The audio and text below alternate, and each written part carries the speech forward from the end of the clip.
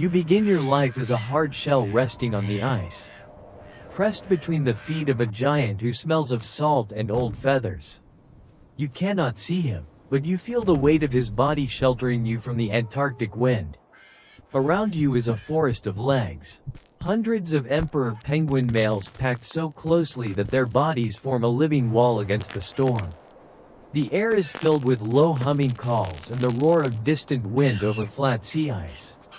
Under your shell, your heart beats faster each day. You do not know yet that outside, the temperature can kill a naked chick in minutes, or that hungry skuas circle in the gray sky waiting for one mistake in this crowded nursery. One day the shell fractures around you, and your world becomes cold light and noise. A triangular beak breaks open your roof, and you push out, damp and shivering. Downy gray feathers cling to your skin, useless against the air that bites like knives. You feel large warm pads as your father scoops you into his brood pouch, tucking you back above his feet. Against bare skin, his body holds you like a furnace. You tremble and squeak, tasting the first drops of warm, half-digested fish he has guarded for weeks. Around you, other chicks cry as they appear, while any egg that rolls away is quickly frozen or snatched by a skua. You are 3 days old now. You live in darkness under warm feathers, hearing wind that you cannot see. Every sound is huge: the stomp of feet, the scrape of ice, the high shrieks of skuas that dive toward any exposed chick. Sometimes your father shifts and you glimpse the outside world. All you see are white plains, gray sky, and an endless crowd of black and white bodies. You feel when the blizzard rises, his heart pounding faster as he tightens his huddle with the others. You are small enough to fit inside one hand, and if you slip onto the ice for more than a few breaths, your life ends. Weeks pass. Your mother returns from the sea, fat and heavy with food. You are given to her with a series of sharp calls that sound like passwords. She lowers her beak and your world becomes a tunnel of fish, krill, and squid, pushed directly into your throat. Your body grows rounder, your down fluffier. Now you are strong enough to stand for moments on the ice. It is terrifying. The cold shoots up from your feet, and the wind tries to knock you over.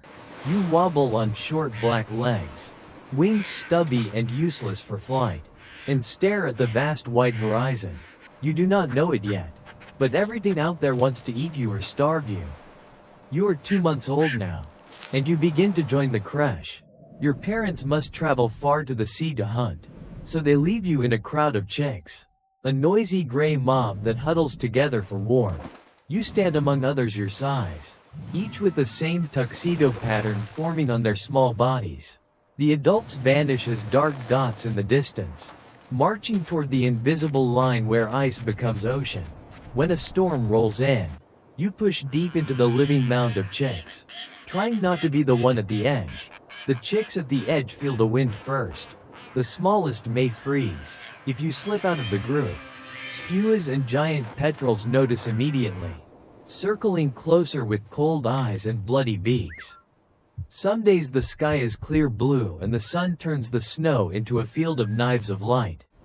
On those days you dare to explore a little. You waddle away from the creche, wings held out for balance, leaving short trails of claw marks. The world feels huge and empty, without rocks or trees, only ice ridges and faint shadows.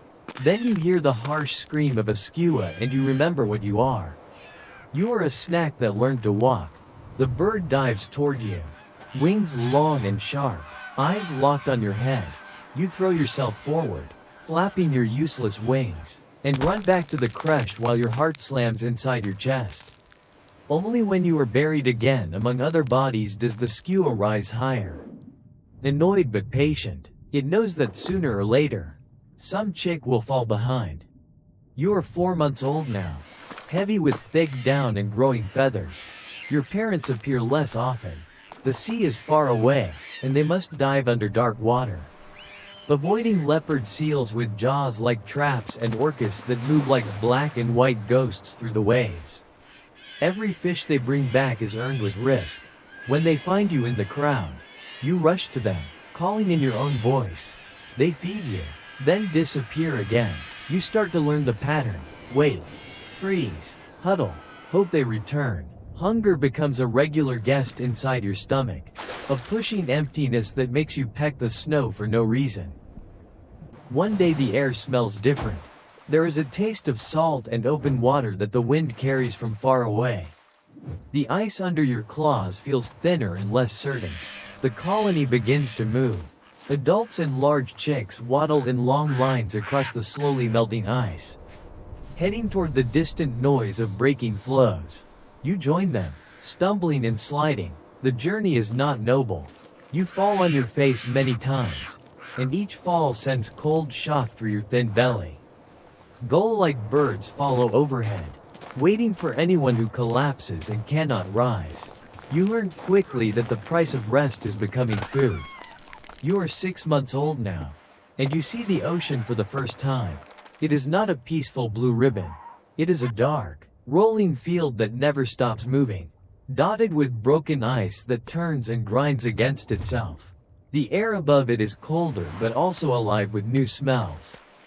Fish, salt, the iron scent of blood. Adult penguins leap from the waves in clean arcs, water flying from their black backs. They move like different creatures out there, fast and graceful. You stand at the edge, claws clutching the rough ice, and hesitate. The sea is where your food waits, but also where everything that wants to eat you waits. Soon the first plunge is no longer a choice. Hunger and the movement of the crowd push you. You lean forward and drop into the water. It closes over you like a second sky, green and cold. This is where your body finally makes sense. Your stubby wings become powerful flippers. Your streamlined shape slices through the water with surprising speed. You kick and stroke, chasing silver blurs of fish that scatter like shards of light. For a brief time, you feel invincible. You are no longer the clumsy chick on the ice. You are a torpedo wrapped in feathers. Then the water around you darkens. A shape larger than you rises from below, mouth opening into a cave lined with teeth. The leopard seal moves faster than you can think. You veer sideways, feeling the rush of its body pass inches from your feet. Another chick is less lucky. You glimpse a flurry of flippers and bubbles, then a red cloud spreading in the green. Your heart hammers as you rocket back toward the ice, where you burst from the surface in an explosion of spray and roll onto the floe. Gasping, you learn that in the sea you can finally escape many predators from the air, but you trade them for hunters with daggers in their mouths. You are 3 years old now. Your body is thick and strong, with black back, white belly, and a pale yellow wash on your neck that glows in low sunlight. You return to the breeding colony where you once hatched, following instinct like a compass drawn toward echoing calls and the smell of guano on the wind. The ice has shifted, but the cliffs look familiar. Thousands of penguins crowd together, each pair calling in patterns to find one another. You are no longer a chick in a creche. You are here to claim a partner and a small piece of the ice as your own. Finding love in a penguin colony is loud, awkward, and a little ridiculous. You point your beak to the sky and call, chest vibrating with effort. Other penguins do the same, creating a chorus that sounds like broken trumpets. You shuffle in tight circles, bowing and preening. Eventually one penguin answers your call consistently. You mirror each other's movements, tapping beaks and smoothing each other's feathers. The pair bond begins, fragile like first ice in spring. You stand together against the wind, backs to the storm, and feel a strange warmth that is not only from shared body heat. Soon there is an egg balanced on your feet. The single oval is the entire future of your genes. Sitting between you and the ice, your mate disappears toward the sea to hunt, and you join the patient ring of males, just as your father once did. The wind cuts across the ice with a voice like tearing metal. You huddle shoulder to shoulder with others, making a living fortress around the fragile lives under your bodies. Your muscles ache from standing still. Your stomach gnaws itself. You stare at the horizon and imagine leopard seals under the water where your mate swims. Every day she survives is a minor miracle. When your chick hatches, its face looks strangely familiar. The same dark eyes, the same gray fluff you once wore. You feel its tiny claws against your skin as you tuck it into your brood pouch. The memory of your own first days rises in your chest like a ghost. Now you are the wall between this small puff of life and a universe of teeth and cold. The skuas have not changed, nor have the storms. When you hand the chick to your returning mate, you see the red smears on her feathers that show how close she came to becoming a meal. You're 10 years old now. You have raised several chicks. Although not all of them survived. Some never returned from the sea. Some disappeared during blizzards, pulled from the edge of the creche by predators that you could not stop. Each loss leaves a hollow place in your memory. But the colony does not pause for grief. The pattern continues: courtship, egg, fasting, chick, risk, ocean, repeat. Your body grows thick with muscle but also with scars. A healed bite mark from a leopard seal stretches across one leg. A missing feather patch on your back tells the story of a close encounter with a killer whale's wake. The world around you changes slowly. The ice where you once hatched seems less certain, breaking earlier in the season. Some years the journey to the sea is longer. The cracks more dangerous. You learn new routes, stumble over unfamiliar ridges, and trust that your memory and instinct will find safe paths. Younger penguins follow you, copying your steps. You may not be the largest bird in the colony, but experience gives you value. When storms rise, others group near you and your mate, sensing that you have stood through many winters. You are 15 years old now. Your strength is no longer what it was. In the water you still move faster than any human swimmer, but not as fast as the leopard seals that stalk the edge of the floes. On land your feet ache after long marches. Your feathers still insulate, but the cold sneaks in more easily through tiny gaps that did not exist before. During one winter storm, you find it harder to keep your balance in the huddle. The wind presses against your back like a solid wall. You grit your beak and lean into it, because falling would mean exposing your feet and the egg to the killing air. During one season, your mate does not return. You wait through the appointed days, watching the horizon each time the hunting group reappears. But her face is not among them. Perhaps a leopard seal caught her rising for air. Perhaps a storm separated her from the group and she drowned under cracking ice. You never receive a clear answer. You simply stand in the sea of bodies and feel one voice missing from the chorus. You finish that season alone, trying to find enough food for both yourself and your chick. The effort carves new hollows into your body. The chick survives, but you feel a part of yourself sink into the dark water with the partner you lost. You are 20 years old now, near the upper range of what an emperor penguin can expect. Young adults fill the colony, sleek and energetic, performing the same awkward dances that you once did. You still join the breeding attempt, because your body insists, but each march to the sea takes longer. In the water you rely less on speed and more on experience, reading currents and light to avoid the usual hunting grounds of leopard seals. Sometimes you let the young penguins dive first, watching which paths lead to sudden red clouds. One particularly harsh winter, the fasting stretches your reserves to the limit. The wind howls without pause, and temperatures drop so low that the air seems to burn. You stand in the huddle with an egg on your feet once more. But your legs shake. Hunger scrapes at your stomach like claws.